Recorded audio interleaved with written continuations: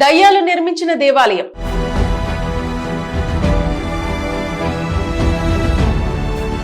భారతదేశంలో ఎన్నో అద్భుతమైన దేవాలయాలున్నాయి. కానీ మధ్యప్రదేశ్ లోని మొరానా జిల్లాలో ఉన్న కకన్మఠ్ ఆలయం మాత్రం చరిత్రకారులను, పురావస్తు శాస్త్రవేత్తలను, సాధారణ ప్రజలను కూడా ఒకేసారి ఆశ్చర్యానికి గురి చేస్తున్నాయి.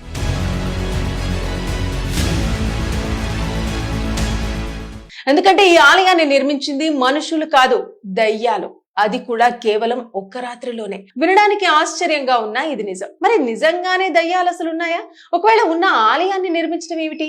గత 1000 సంవత్సరాల క్రితం జరిగిన ఈ సంఘటన గురించి ఇప్పుడు తెలుసుకుందాం.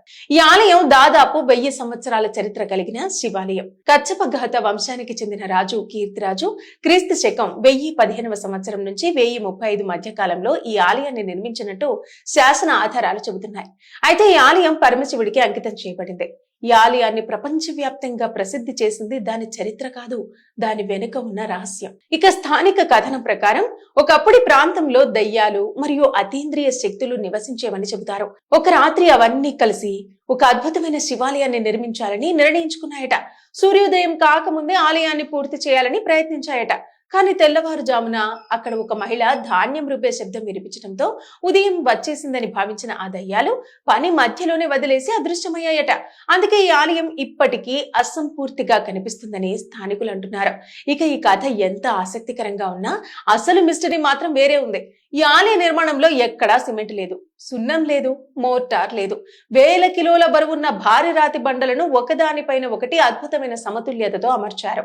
చూస్తే ఎప్పుడు కూలిపోతుందో అనిపిస్తుంది. కానీ 1000 సంవత్సరాలుగా వర్షాలు, తుఫాన్లు, భూకంపాలను తట్టుకొని ఇప్పటికీ నిలబడి ఉంది. ఇదే కకన్మఠ్ ఆలయాన్ని ప్రపంచంలోని అత్యంత విచిత్రమైన నిర్మాణాల్లో ఒకటిగా నిలబెట్టింది. సుమారు 115 అడుగుల ఎత్తులో ఉన్న ఈ ఆలయం ఒకప్పుడు మరింత భారీ దేవాలయ సముదాయంలో భాగంగా ఉండేది. ప్రధాన ఆలయం చుట్టూ 4 ఉపాలయాలు కూడా ఉండేవి. కాలక్రమేణా వాటిలో చాలా భాగం ధ్వంసమైపోయింది. ప్రస్తుతం ప్రధాన నిర్మాణం మాత్రమే నిలిచి ఉంది. ఇక మరో ఆశ్చర్యకరమైన విషయం ఏమిటంటే ఈ ఆలయంలో ఉపయోగించిన కొన్ని రాళ్లు సమీప ప్రాంతాల్లో కనిపించవని స్థానికులు అంటున్నారు.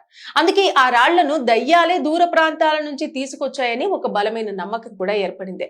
ఇప్పటికీ సాయంత్రం తర్వాత ఆ ఆలయ పరిసరాల్లోకి వెళ్లడానికి చాలా మంది భయపడతారు. రాత్రి వేళల్లో విచిత్రమైన శబ్దాలు కూడా వస్తాయట.